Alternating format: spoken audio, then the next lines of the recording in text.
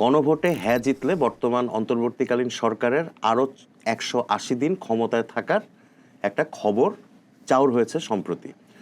যদিও প্রধান উপদেষ্টার প্রেস উইং কিছুদিন আগে এই তো 30শে জানুয়ারি এক বিবৃতিতে এই খবরটি ভিত্তিহীন বলে উড়িয়ে দিয়েছে।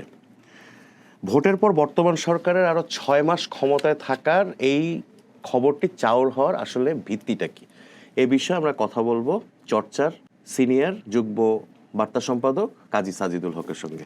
সাজিদুল, এই আলোচনাটা কেন উঠছে যে নির্বাচনের পরও বর্তমান অন্তর্বর্তীকালীন সরকার আরও 6 মাস ক্ষমতায় থাকতে পারে?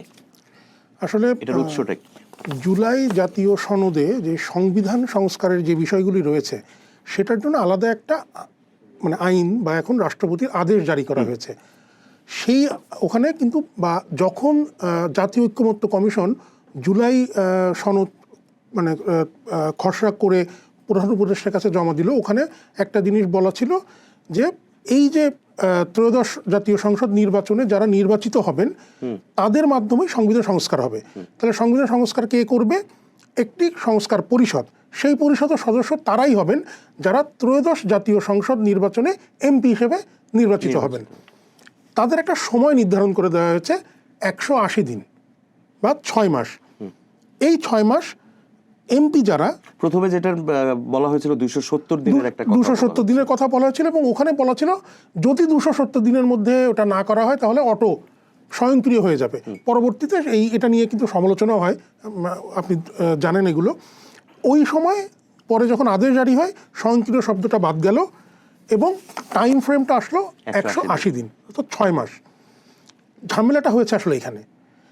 কেউ কেউ বলার চেষ্টা করছেন বা ব্যাখ্যা দেওয়ার চেষ্টা করছেন যে ওই 6 মাস যেহেতু সংবিধান সংস্কার পরিষদ থাকবে, তাহলে সরকার মানে নির্বাচিত সরকার ক্ষমতা নেবে না, অন্তর্বর্তী সরকার ক্ষমতায় থাকবে। কিন্তু সমস্যাটা বা যারা এই আলোচনাটা তুলছে তারা এই জায়গাটা ধরতে পারছে না যে একজন নির্বাচিত সংসদ সদস্য প্রথমে শপথ নেবেন এমপি হিসেবে, তারপরে এই যে জুলাই মানে সনদ সংস্কার সংবিধান সংস্কারের যে আদেশ সেখানে বলা আছে সংবিধান সংস্কার পরিষদের সদস্য তারাই হবেন যারা এমপি হয়েছেন।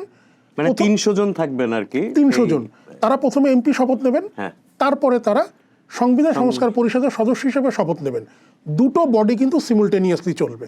মানে এটা কি সংসদ অধিবেশনের মধ্যেই চলবে না আলাদা কোনো? এটা আলাদা করে সংসদ তার যে ডেইলি কাজ, যে কাজগুলো সংসদ করে সেই কাজটা করতে থাকবে। সংবিধান সংস্কার পরিষদ জুলাই সনদ অনুযায়ী যেই আলোচনাগুলো এবং গণভোটে হ্যাঁ পাশ হয়ে আসার পরে যেই বিষয়গুলো থাকবে সেগুলো নিয়ে তারা আলোচনা করবে, সংবিধানে সেগুলো অন্তর্ভুক্ত করার কাজ করবে। এবং 180 দিন কিন্তু আসলে না, 180 কার্য দিবস, ক্যালেন্ডার ডে না, ওয়ার্কিং ডে। এবং আপনি জানেন যে সংসদে কিন্তু কার্য দিবসের হিসাবটাই সবচেয়ে মানে গণ্য হয় কার্যপ্রণালী বিধি অনুযায়ী। এখানে ক্যালেন্ডার ডে এইটা কিছু কিছু ক্ষেত্রে এটা উল্লেখ করা থাকে, কোনটা ক্যালেন্ডার ডে হবে কোনটা ওয়ার্কিং ডে হবে, এগুলো করা থাকে। ওই জায়গা থেকেই কিন্তু আসলে মানে এই একটা বিভ্রান্তি তৈরি হয়েছে যে মানে যেদিন সংসদ বসবে ওইটাই আর কি কার্য দিবস, এটাই তো? হ্যাঁ, যেদিন সংসদ বসবে এবং যে কয়দিন সে বৈঠকে বসবে, সেটা সংসদ হতে পারে কিংবা সংবিধান সংস্কার পরিষদ হতে পারে। আচ্ছা, এই যে 6 মাসের যে একটা কথা উঠেছে যে 6 মাস ক্ষমতা, সরকার আসলে কি বলতেছে এই বিষয়টা নিয়ে?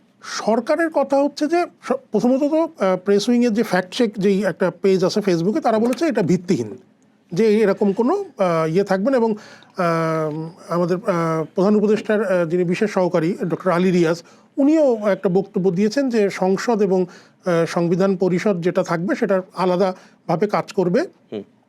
এই যে মানে এখানে একটা বিষয় একটু মানে আমার কাছে মনে হয়েছে, আমি অনেকদিন সংসদ কভার করেছি এবং এখনকার এই বিষয়গুলো করে আমি ধরে নিলাম হ্যাঁ জয়যুক্ত হয়েছে, এবং যে আদেশটি রাষ্ট্রপতি জারি করেছেন এবং অন্যান্য অনেকগুলো অধ্যাদেশ সংসদে কিন্তু প্রথম দিন একটি কাজ হচ্ছে, যতগুলো অধ্যাদেশ জারি হয়েছে সেই অধ্যাদেশ জারির অব্যবহিত পরে প্রথম সংসদের বৈঠকে ওগুলো উপস্থাপন করতে হবে এবং এরপরে 30 দিনের মধ্যে সেগুলোকে যদি অনুমোদন করতে হয় তাহলে বিল আকারে এনে অনুমোদন করবে, বা এগুলো নানান ধরনের ব্যাপার আছে। আমি তর্কের খাতিরে ধরে নিলাম যে হাঁ জয়যুক্ত হলো গণভোটে, অধ্যাদেশগুলো সংসদ অ্যাকসেপ্ট করলো না, তখন কি হবে? এটা নিয়ে কিন্তু ক্লিয়ার কোনো সংসদ অ্যাকসেপ্ট করবে না কেন? এরকম কি কোনো সম্ভাবনা আছে নাকি, বা শঙ্কা থাকতেই তো পারে। সংসদ মনে করলো যে সে এটা গ্রহণ করবে না, মানে সংসদ মানে তো হচ্ছে 300 জন এমপি, সংখ্যাগরিষ্ঠ। যদি আমি যেই কারণে অনেকেই বলছেন যে মানে 2/3 মেজরিটি হলে আগে যেরকম সংবিধান সংশোধন করা যেত না, এই জায়গাটা তারা ভাঙতে চাচ্ছেন। জুলাই সনদেও এই বিষয়গুলো রয়েছে। তো এখন সংবিধান তো পরে আসছে, প্রথমে যদি এটা এই অধ্যাদেশগুলো সংসদ গ্রহণ না করে, যেটা মনে করলো সে কারো তো কিছু করার নাই, তখন কিছু করেন নাই। নির্বাচিত সংসদ 111-এর পরে আওয়ামী লীগ কিন্তু অনেকগুলো অধ্যাদেশ তার প্রয়োজনীয় বেশিরভাগই সে নিয়েছে, অনেকগুলো কিন্তু বাদও দিয়েছিল, ছোট ছোট, এগুলো খুব একটা মাইনর, অত মেজর কিছু না। কিন্তু এইরকম একটা মেজর বিষয় যদি সংসদ ডিসিশন নেয় বাদ দিবে, তাহলে এটা মানে সংসদের ডিসিশনের উপরে তো আপনি কোনো নির্বাহী আদেশ চাপাতে পারেন না। এখানে একটা সংকট রয়ে গেছে। এই সংকট সমাধানের কোনো ব্যাখ্যা তো সরকার দেয় নাই, যে এই সংকটটা কেন না, এইখানে একটা মানে ইয়ে আছে, যে একটু আগেই যে আলোচনাটা আমরা করছিলাম, যে মানে একটা এই যে অন্তর্বর্তী সরকার 6 মাস থাকবে কি 6 মাস থাকবে না, আসলে অন্তর্বর্তী সরকার দায়িত্ব নিয়েছিল যে প্রেক্ষাপটে, আপনার মনে আছে যে রাষ্ট্রপতি কিন্তু সুপ্রিম কোর্টের কাছে এক ব্যাখ্যা চেয়ে পাঠিয়েছিলেন যে এই একটা পরিস্থিতি চলছে, এই পরিস্থিতিতে কি করা যেতে পারে, আমি অন্তর্বর্তী সরকার করতে পারবো কি পারবো না। অনেক জল ঘোলা হয়েছিল। হ্যাঁ, সুপ্রিম কোর্ট কিন্তু খুব স্পষ্ট করে একটা বলেছিল যে একটি সাংবিধানিক শূন্যতা তৈরি হয়েছে, সেই শূন্যতার এতে নির্বাহী কাজ মেটানোর জন্য রাষ্ট্রপতি অন্তর্বর্তী সরকারের উপদেষ্টা নিয়োগ দিতে পারেন। ওই দৃষ্টিতে অন্তর্বর্তী সরকার বৈধ, এবং সেটা পরবর্তীতে কোর্টেও একটা রিট হয়েছিল, রিটটা খারিজ হয়ে গেছে। এখন সাংবিধানিক শূন্যতা যেই জিনিসটা দেখা দিয়েছিল 2024-এর 5ই আগস্ট পরবর্তী সময়ে, যে কারণে রাষ্ট্রপতি অন্তর্বর্তী সরকার গঠন করেছিলেন, আমি মানে এখনও তো আমাদের এই যে সংবিধান যেটা আছে সেটাই তো এখনও চলছে, এটা তো বাতিল হয়নি। সেই অনুযায়ী তাহলে আমি যদি ভোট ধরি যে ত্রয়োদশ সংসদ নির্বাচনে একটি দল সংখ্যাগরিষ্ঠতা পেল বা এমপিরা শপথ নিল, সরকার গঠন করলো, তাহলে কিন্তু কোনো সাংবিধানিক শূন্যতার জায়গা থাকছে না, হচ্ছে না। সংবিধান সংস্কার পরিষদ কাজ করছে, সংসদ তার মতো করে কাজ করছে। এই শূন্যতা যদি না থাকে তাহলে আসলে সরকারের তো থাকার কোনো মানে লেজিটিমেসি তৈরি হয় না।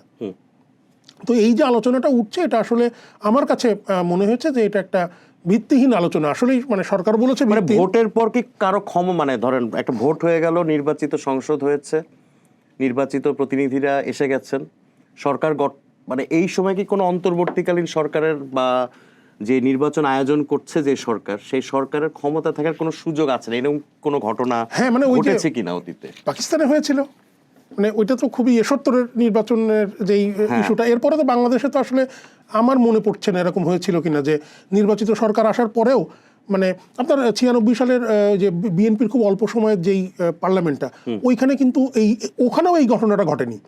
না, বিএনপির ওই পার্লামেন্ট তো ধরেন ওই পার্লামেন্ট হয়েছিল, সরকার পাস করে তারা, হ্যাঁ মানে বলছি যে পার্লামেন্ট গঠন হয়েছিল, সরকার গঠন হয়েছিল, সংবিধান সংশোধন হয়েছে, সংসদ ভেঙে দিয়ে নতুন নির্বাচন হয়েছে 13 দিনের মাথায়। মেয়াদ অল্প হলেও ওই মানে সরকার কিন্তু বৈধ সরকার ছিল, সাংবিধানিকভাবে বৈধ সরকার ছিল। তো এই মানে যে কেউ হয়তো জল ঘোলা করার চেষ্টা করছেন, কিন্তু আসলে এইটার মানে কোনো মানে আমি যদি মানে as per book as per rule এখন পর্যন্ত হিসাব করি, তাহলে আসলে মানে এটার ভিত্তি নেই। এখন বাংলাদেশে তো আমরা অনেক কিছুই দেখি, এই গত 1.5-2 বছর অনেক ঘটনাই ঘটেছে, মানে কোনো একটা ডক্ট্রিন অফ নেসেসিটি দিয়ে যদি আবার কিছু মানে আমরা আশা করি সেরকম হবে না, যেহেতু ভোট হচ্ছে মানেই তো গণতন্ত্রের ধারাবাহিকতা, সেই আশাটাই আমরা করি। আমার মনে হয় না যে মানে এরকম কোনো আশঙ্কা আমাদের করা উচিত বা আশঙ্কা আছে, কারণ আমি ভোটে জিতলে আমি তো মেনে নেব না, আমি ভোটে জিতেছি, আমি এমপি বা আমি সরকার গঠন করব, কোন যুক্তিতে মানে হবে? রাষ্ট্রপতির আদেশ অনুযায়ী সংবিধান সংস্কার পরিষদ কাজ করবে, সংসদের মতো কাজ করবে। ধন্যবাদ কাজী সাজিদুল হক। আমরা সাজিদুল হকের কাছ থেকে এ বিষয়ে ব্যাখ্যা জানলাম।